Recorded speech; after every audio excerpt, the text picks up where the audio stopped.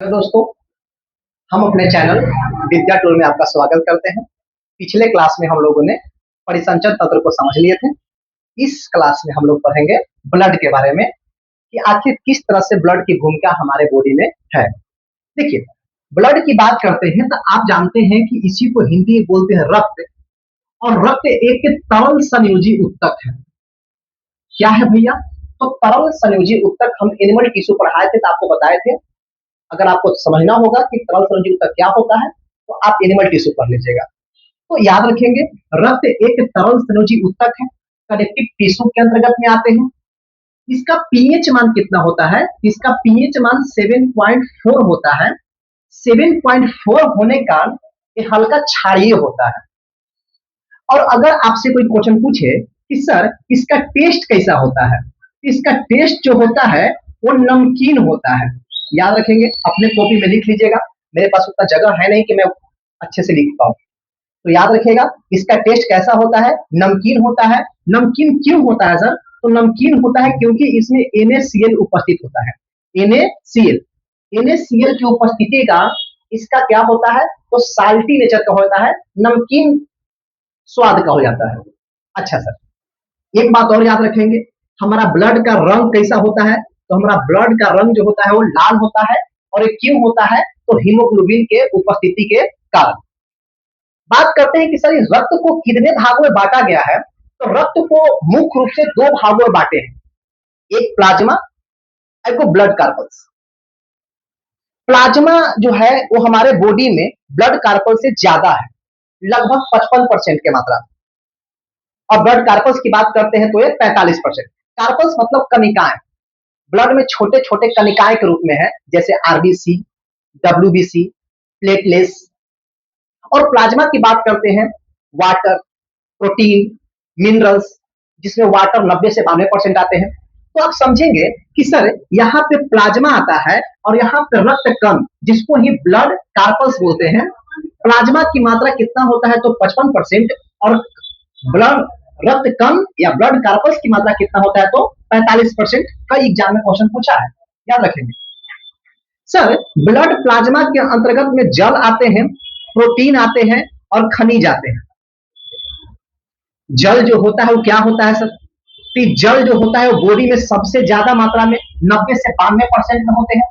और हमारे पूरे बॉडी में अगर आपसे क्वेश्चन पूछेगा कि रक्त कितना होता है, तो 5 से 6 लीटर, 5 से 6 लीटर हमारे पूरे बॉडी में, एक स्वस्थ व्यक्ति के बॉडी में 5 से 6 लीटर क्या होते हैं? तो रक्त होते हैं। तो प्रोटीन, खनिज, जल, ये सब किसके भाग है? तो प्लाज्मा का है। सबसे इंपॉर्टेंट जानना है, आज हमको पढ़ना है इसके बारे में, जिसको बोलते हैं रक्त कण, जिसको बोलते हैं ब्लड कार्पल्स। ब्लड कार्पल्स में आरबीसी, डब्ल्यूबीसी और प्लेटलेट्स आते हैं। आरबीसी क्या होता है सर? तो रेड ब्लड सेल या कार्पल, व्हाइट ब्लड सेल, और यहाँ प्लेटलेट्स। इस सभी को एक एक करके हम समझते हैं कि सर आरबीसी क्या है। तो आरबीसी को साइंटिफिक भाषा में इसे ल्यूकोसाइट कहते हैं। याद रखेंगे, इसे क्या कहते हैं? तो ल्यूकोसाइट कहते हैं। याद रखेंगे सर कि ये डब्ल्यूबीसी है। हम लोग पढ़ेंगे पहले आरबीसी के बारे में। आरबीसी की बात करते हैं तो आरबीसी को क्या कहते हैं? तो आरबीसी को इरिथ्रोसाइट्स कहते हैं। याद रखिएगा, आरबीसी को क्या बोलते हैं? तो इरिथ्रोसाइट्स कहते हैं। एक कई एग्जाम में क्वेश्चन ये भी पूछा हुआ है। आगे बात करेंगे कि सर आरबीसी का रंग कैसा होता है? तो लाल होता है। और ये लाल क्यों होता है? मैं पहले ही बता दिया हूं, हीमोग्लोबिन के उपस्थिति के कारण। हीमोग्लोबिन के उपस्थिति के कारण रक्त का रंग कैसा होता है? तो लाल होता है। अगर आपसे कोई क्वेश्चन पूछेगा कि सर क्या आरबीसी में केंद्रक होते हैं सर, जो पूरे आरबीसी को कंट्रोल कर रहा हो? न्यूक्लियस होते हैं सर? नहीं। याद रखेंगे, आरबीसी में केंद्रक नहीं होता है। सिर्फ अगर देखा जाए तो एक होता है ऊंट और एक होता है लामा। ऊंट और लामा को छोड़ दिया जाए तो किसी भी स्तनधारी में आरबीसी में क्या होगा? तो केंद्रक नहीं पाए जाते हैं। फिर पूछा है कि सर आरबीसी को अगर देखा जाए तो इसका दिनचर्या कितने दिनों का होता है? तो लगभग 120 दिनों का। यह 120 दिन तक आरबीसी जीवित रह सकता है। याद रखेंगे कि इसका आकार कैसा होता है, तो इसका आकार जो होता है सर वो उभिया अवतल होता है। उभिया अवतल मतलब हल्का सा उठा हुआ और नीचे टाइप से धंसा हुआ, तो उभिया अवतल। आरबीसी का आकार कैसा होता है, तो उभिया अवतल होता है। अगर आपसे कोई क्वेश्चन पूछे कि सर आरबीसी का निर्माण कहाँ होता है, तो आरबीसी का निर्माण जो होता है वो अस्थि मज्जा में होता है। सर ये अस्थि मज्जा क्या होता है? देखिए कुछ लोगों ने हमको बोला कि सर आप इंग्लिश में पढ़ाते हैं इसलिए आपका वीडियो हम नहीं देखते हैं। अब हम इसको इरिथ्रोसाइट हिंदी में लिखो चाहे इंग्लिश में लिखो, ये ऐसे लिखेंगे। इसी को इंग्लिश में लिखोगे इथ्रोसाइट करके लिखोगे, इसी को ल्यूकोसाइट ए ल्यू करके लिखोगे। लेकिन किसी ने बोला कि नहीं आप हिंदी में नहीं पढ़ाते हैं, इंग्लिश में पढ़ाते हैं, इसलिए हम बोला कि नहीं अब सबको हम हिंदी में ही लिखेंगे, जबकि हम हिंदी में पढ़ाते हैं रियल में, और पढ़ाते नहीं है सीखते हैं। जैसे देखिए तो उभिया अवतल की बात करते हैं तो इसका आकार कैसा होता है, तो आरबीसी का उभिया अवतल होता है। और इसके निर्माण की बात करते हैं तो इसका निर्माण जो होता है वो कहाँ होता है, तो अस्थि मज्जा। अस्थि मज्जा मतलब कि बोन मैरो। कि सर बोन मैरो कहाँ होता है सर? जैसे लंबी लंबी हड्डी के बीच में जो नहीं होता है, जो आप मुर्गा उर्गा खाते हैं तो उसको ऐसे करके जो चूस जाते हैं, तो क्या है, वो तो बोने मैरो तो है जो आप उसको चूस जा रहे हैं। अंदर में खून खून टाइप का होता है, जम जाता है, वो बोन मैरो ही है। और उसी बोन मैरो से क्या होता है, तो आरबीसी का निर्माण होता है। और ये सभी हड्डियों में नहीं पाए जाते हैं, अब पाए तो सब हड्डी जाते हैं, लेकिन इरिथ्रोसाइट का या आरबीसी का निर्माण कहाँ से होता है, तो लंबी लंबी हड्डी में, जैसे जान की हड्डी, ये सब हड्डियों से निर्माण हो रहा है किसका, तो आरबीसी का। लेकिन जब बच्चा माँ के कोख में होता है, भ्रूण अवस्था में होता है, एम्ब्रोई में होता है, तब यही आरबीसी का निर्माण जो होता है उसके लीवर और प्लीहा, जिसको एस्प्लीन बोलते हैं, तो लीवर और प्लीहा से हो जाते हैं। याद रखिएगा जो हम बोल रहे हैं, जब बच्चा भ्रूण अवस्था में हो, एम्ब्रोई अवस्था में होता है, तो उसमें आरबीसी का निर्माण उसके लीवर से और एस्प्लीन दोनों से हो जाते हैं। वो बोन मैरो से नहीं होता है, अस्थि मज्जा से नहीं होता है। लेकिन जैसे ही बच्चा बाहर आता है उसके बाद ब्लड का निर्माण जो होता है वो बोन मैरो से होना स्टार्ट हो जाता है। इसके बारे में हम एनिमल टिश्यू में भी बताए हैं, और देख लीजिएगा। लेकिन अगर आपसे बोलते हैं कि सर आपने बोला कि आरबीसी का जीवन काल 120 दिन का होता है, तो आखिर सर ये 120 दिन बाद कहां जाता होगा? तो 120 दिन के बाद इसकी मृत्यु हो जाती है, और मृत्यु होने के बाद उसी को बोलते हैं कब्रगाह, या इसी को बोलते हैं कब्रिस्तान। तो प्लीहा, जिस समय बच्चा भ्रूण अवस्था में था तो प्लीहा से निर्माण हो रहा था, वहीं पर जाकर के इसका मृत्यु हो जाता है। तो याद रखिएगा कि आरबीसी का मृत्यु कहाँ होता है, तो प्लीहा में होता है। इसी को एस्प्लीन बोलते हैं। क्या बोलते हैं, तो एस्प्लीन बोलते हैं। तो इसका मृत्यु प्लीहा में होता है। याद रखेंगे, कभी कभी क्वेश्चन पूछता है कि ब्लड बैंक किसको बोलते हैं, तो प्लीहा को ही ब्लड बैंक भी कहा जाता है। क्यों कहते हैं ब्लड बैंक? क्योंकि भैया जब कभी शरीर को खून की आवश्यकता पड़ती है तो प्लीहा ही हमारे बॉडी को ब्लड देने का काम करता है इमरजेंसी में। तो क्या आपको आरबीसी के बारे में सही बात इंपॉर्टेंट समझ में आ गई है? ये इथ्रोसाइट कई एग्जाम में क्वेश्चन पूछा है, इसको याद रखिएगा। अब हम बात करते हैं डब्ल्यूबीसी, जिसको बोलते हैं व्हाइट ब्लड सेल। देखिए हमारे बॉडी में व्हाइट ब्लड सेल बहुत ही आवश्यक है। अगर हमारे बॉडी में व्हाइट ब्लड सेल नहीं होगा तो हम हमेशा बीमारी से ग्रस्त रहेंगे। इसे हमारे बॉडी का सैनिक कहा जाता है, डब्ल्यूबीसी को। ये हमारे बॉडी में इतना इंपॉर्टेंट है कि अगर कोई रोगाणु होता है तो सबसे पहले यही आता है लड़ने के लिए। तो डब्ल्यूबीसी की बात करते हैं, व्हाइट ब्लड सेल, इसे ल्यूकोसाइटस बोलते हैं या ल्यूकोसाइट्स बोलते हैं। याद रखिएगा, इसे क्या बोलते हैं, तो ल्यूकोसाइट्स कहते हैं। फिर बोलता है कि सर डब्ल्यूबीसी का रंग श्वेत क्यों होता है, तो हीमोसील, हीमोसील के उपस्थिति के कारण डब्ल्यूबीसी का रंग श्वेत होता है, और हीमोग्लोबिन की उपस्थिति के कारण आरबीसी का रंग लाल होता है। तो याद रखिएगा, हीमोसील की उपस्थिति का रंग इसका श्वेत होता है। अगर हम बात करते हैं कि सर डब्ल्यूबीसी का जीवन काल कितने दिनों का होता है, तो इसका जीवन काल जो होता है,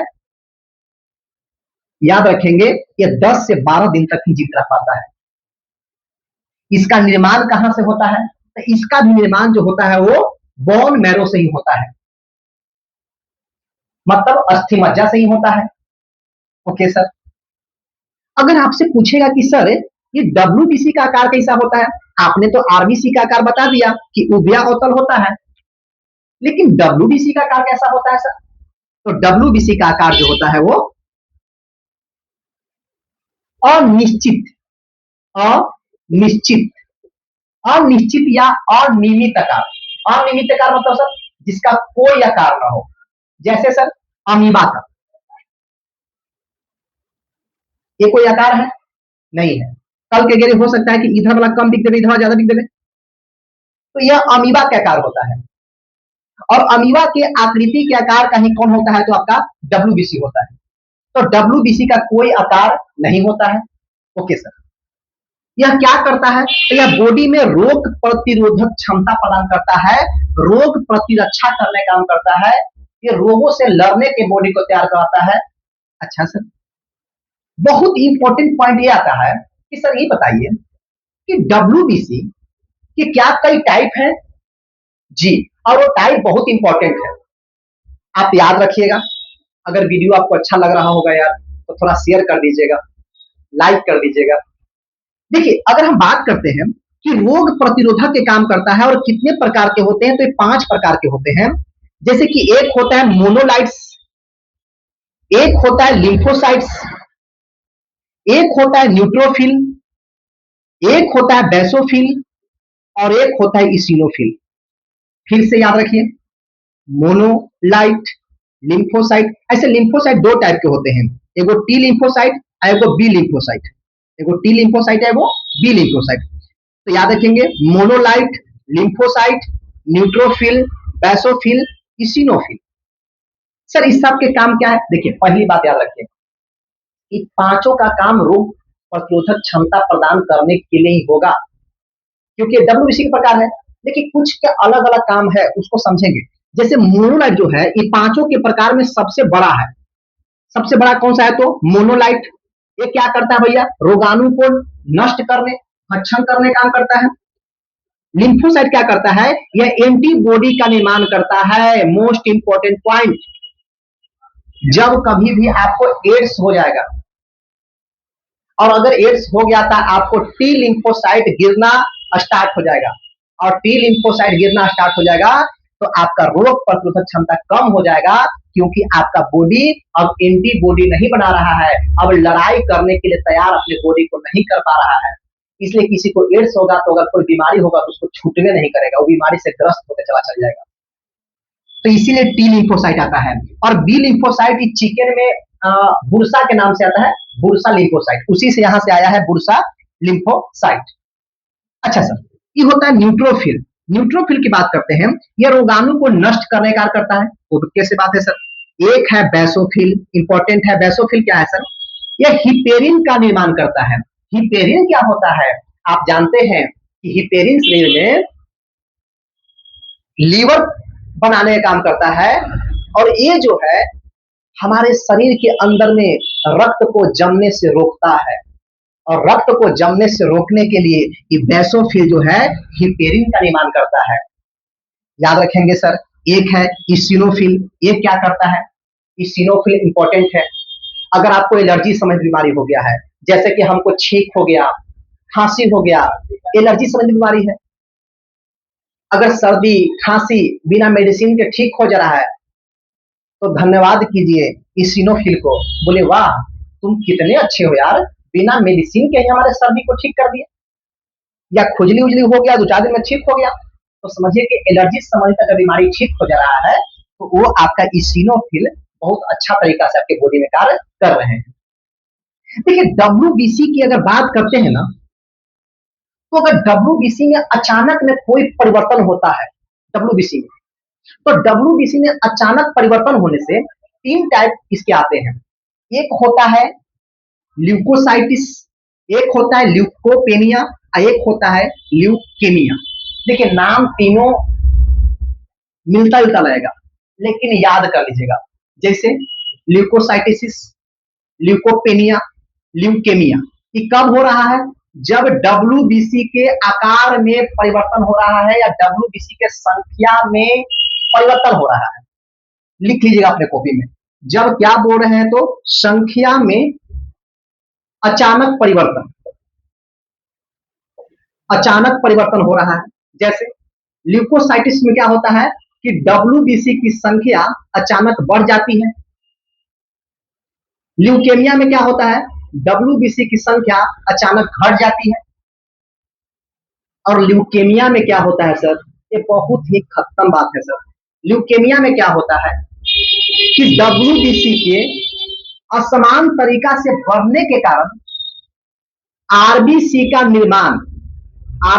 निर्माण बंद हो जाता है।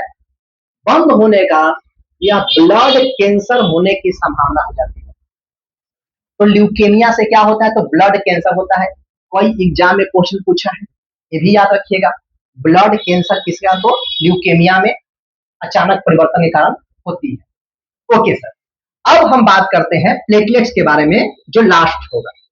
ये प्लेटलेट्स क्या है इसको समझो। प्लेटलेट्स जो है ये सिर्फ केवल स्तनधारी में पाए जाते हैं।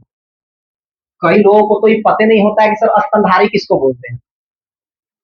अरे भैया, जिसमें स्तन होता है, जो दूध पिलाते हैं, वही स्तनधारी है। बच्चा को इतना कह के छोड़ दिया गया, तो भाई जो दूध पिलाता है वही ना स्तनधारी है हो। हम तो दूध नहीं पिलाते हैं, तो क्या हम स्तनधारी नहीं है? लेकिन किताब में तो लिखता है कि दूध पिलाने वाले लोग स्तनधारी होते हैं। जैसे कि महिला हो गई, अपने बच्चे को दूध पिलाती है, हमारी माँ हमें दूध पिलाई है। जैसे गाय अपने बच्चे को दूध पिला रहा है, तो गाय तो स्तनधारी हो गया। अब पहला हो ना है ना, ओहू है।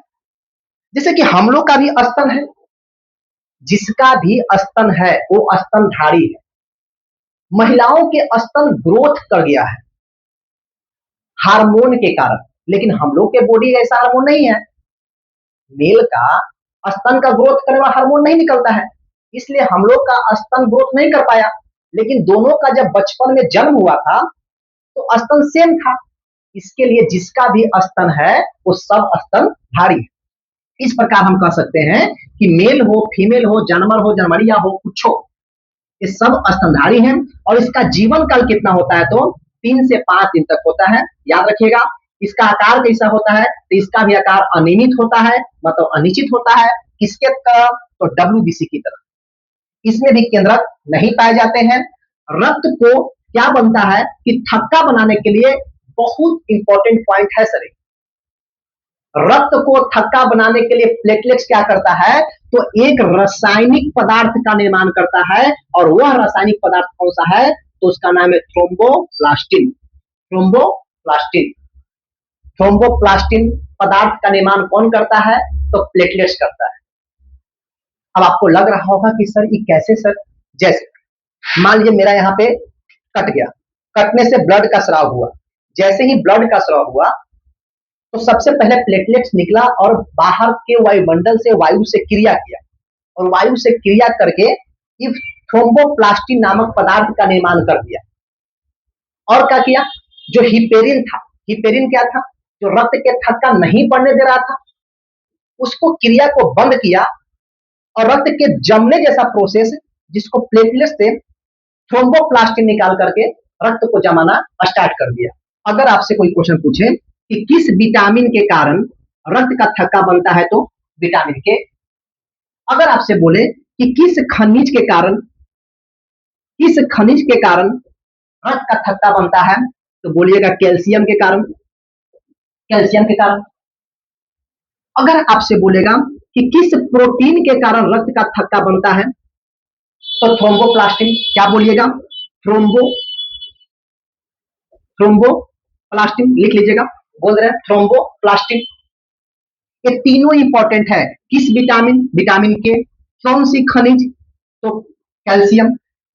कौन सा प्रोटीन, तो थ्रोम्बोप्लास्टिन प्रोटीन के सहायता से हमारा ब्लड का क्या बनता है, तो थक्का बनता है। लेकिन आप सुने होंगे कि सर ये बताइए, जब कोई को जोक सटता है, जैसे नहीं गांव घर में नहाने वहाने गए होंगे तो लटक गया होगा, और ये देख रहे जोक को लटक गए लोग, कितने में अफरा लगे होंगे, है ना। लेकिन वो खुनवा चूसता है जोकवा। आप सोचते हो कि भाई वो जब खुरवा चूसता है तो काहे ना जमता है, वो टप टप टप टप चूते रहता है। जानते हैं क्यों नहीं जमता है, क्योंकि जोक के लार में एक केमिकल होता है, और वो केमिकल का नाम है हीरोडीन। क्या नाम है, हीरोडीन। याद रखिएगा, हीरोडीन। हीरोडिन नामक पिगमेंट कौन निकालता है? ये जोंक निकालता है। क्या निकालता है? तो जोंक निकालता है, जो रक्त को जमने नहीं देता है और वह चूसते रहता है। अच्छा सर, इसका मतलब कि रक्त को न जमने देने का काम कौन करता है? तो हीरोडिन नामक पिगमेंट, और वो जोकवा क्या करता है? तो उसको चूसते रहता है। अगर आपसे कोई क्वेश्चन पूछे कि सर ये बताइए कि अगर ब्लड की कमी हो जाएगी तो कौन सा रोग होगा? तो उसको बोलते हैं एनीमिया। क्या बोलते हैं? एनीमिया। या फिर आपसे बोल देगा कि ब्लड में लोहा की कमी से कौन सा रोग होता है? तो एनीमिया ही होता है। लोहा की कमी हो चाहे हीमोग्लोबिन की कमी हो, ये दोनों की कमी से कौन सा रोग होगा? तो आपका क्या होगा? तो एनीमिया होगा। एनीमिया, याद रखिएगा, एनीमिया होगा, क्योंकि भैया आपके ब्लड में भी क्या है? तो लोहा की मात्रा है। ठीक है, तो इस प्रकार अगर इतनी क्लास को आप याद रखते हैं, ध्यान रखते हैं, तो मुझे पूर्ण विश्वास है कि रक्त से संबंधित क्वेश्चन आपसे नहीं छूटेंगे। तो आज के लिए धन्यवाद।